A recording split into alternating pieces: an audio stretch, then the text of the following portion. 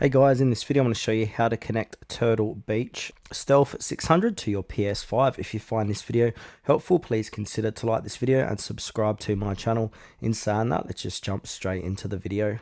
Now, the first thing what we need to do is plug in that USB transmitter. So insert the small USB wireless transmitter that came with your headset into a USB port on your PS5. The transmitter LED will flash rapidly.